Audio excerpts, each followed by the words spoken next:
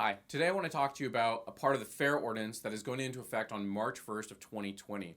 The City of Portland has just released their administrative rules for this, and it's important that you're aware of these changes that are coming up because they're going to have a significant impact on your property. And so one of the things that they changed was screening and security deposits, and I'm going to talk about security deposit changes in this video because they're pretty significant. For starters, they've limited the maximum security deposit to 1.5 months rent. Previously, we would have a minimum of 1 month's rent and then determine the final deposit based on rental history and credit, because obviously you're weighing the risk profile of somebody and you're wanting to offset that risk. Now they've basically capped that at a maximum of 1.5 months rent, so that's one major change.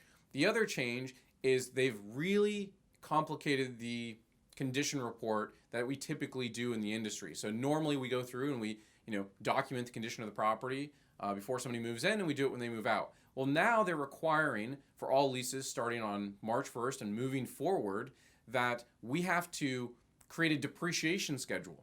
And so what that means is if you want to be able to charge a tenant for something that is damaged, you need to tell us how old that item is and then start a depreciation schedule. And so what they've done is create one for you by basically saying this is the useful life of something.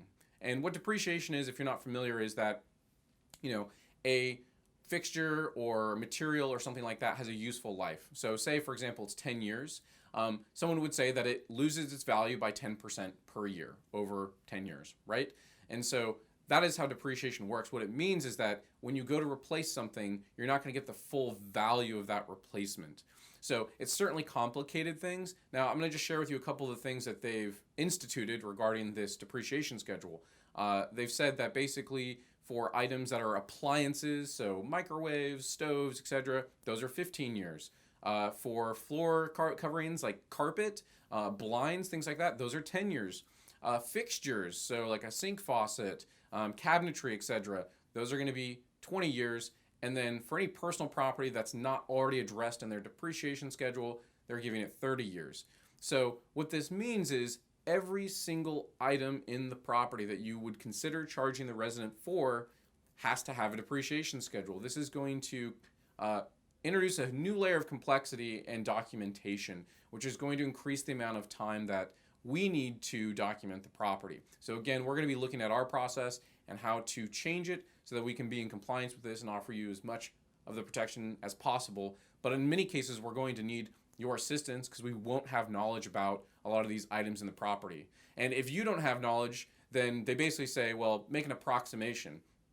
As you can imagine, that can be really difficult because if that was there before you bought the property, how would you know how long it's been there? Which introduces a whole nother set of problems. But it's really, really important to understand this needs to be done at the beginning of the tenancy. If there are any repairs or replacement items that take place during the tenancy, that move-in condition report has to be updated with the depreciation schedule. And then when they move out, we have to provide that as well and show them basically the full life cycle of those items. So again, like I said, this is adding a whole new layer of complexity. If you don't do this, then you basically forfeit the right to charge for those items.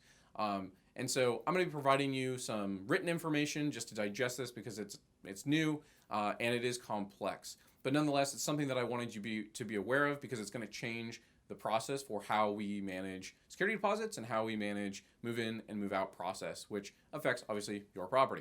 So if you have any questions, please don't hesitate to reach out to us, contact your property manager, and we'd be happy to help you. Thank you.